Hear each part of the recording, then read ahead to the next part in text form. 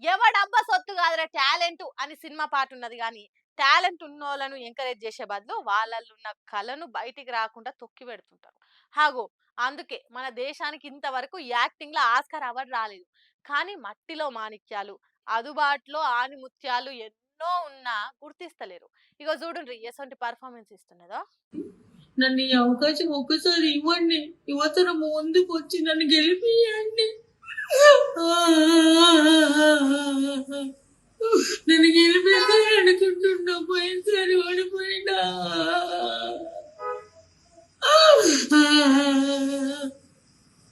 నాకు ఒక్కసారి అవకాశమైన ధర్మం కోసం, దేశం కోసం నేను పోరాటం చేస్తున్నా. Vote for BJP. అయ్యయ్యో! ఏడవకు. నీకొచ్చిన బాధ ఇంకెవ్వలకు రావద్దు. నిన్నే గెలిపిస్తారు గావచ్చు గానీ ఊకో. పోయినసారి ఎన్నికలలో ఓడినందుకైనా ఈసారి గెలిపిస్తారు గావచ్చు. దేశం కోసం, ధర్మం కోసం పోరాటం చేస్తున్నందుకైనా ఓట్లేస్తారు గావచ్చు గానీ జర ఊకో. చూసిండ్రా? కండ్లల్ల నుంచి నీళ్లు వరదలై వారేతట్టు ఒకటే ఏడుపేడుస్తున్నది. ఎవ్వలకు రాని కష్టం తనకే వచ్చింది అన్నంత బాధ ముఖంలోగా అనిపిస్తున్నది. ఈ అమ్మ ఏడుపు చూస్తుంటే ఎంత కఠిన గుణములైనా ఏడుస్తారు కావచ్చు. అంత బాగా ఏడుస్తున్నది.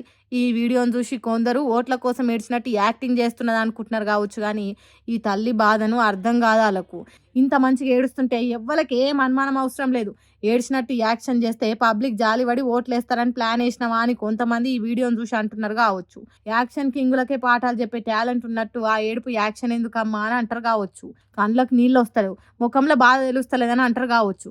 కానీ ఈ తల్లి నిజంగానే ఏడుస్తున్నది. ఈ తల్లి బాధ అర్థమైతే గుండెలు విన్నట్టు అవుతుంది. మళ్ళా చూసి నవ్వుకునేటోళ్లకు ఏం తెలుసు ఈ తల్లి బాధ. మరి ఇంత దుఃఖంతో ఓట్లు అడిగినందుకైనా యాదగిరిగుట్ట 9వ వార్డుల ఓటర్లు ఈ తల్లికే ఓట్లేసి గెలిపిస్తారో లేకుంటే కొంతమంది అనుకున్నట్టు ఇదంతా యాక్షన్ అండ్ లైట్ తీసుకుంటారో ఏం చేస్తారనేది యాదగిరిగుట్ట 9వ వార్డు ఓటర్ల చేతులు ఉన్నది. అయితే మాయ కానీ ఈ తీరుగా ఏడ్చుకుంటా ఓట్లు అడగాలని ఉపాయం ఇచ్చిన వాళ్ళు ఎవరో కానీ వాళ్ళకి దండం పెట్టాలి కదా.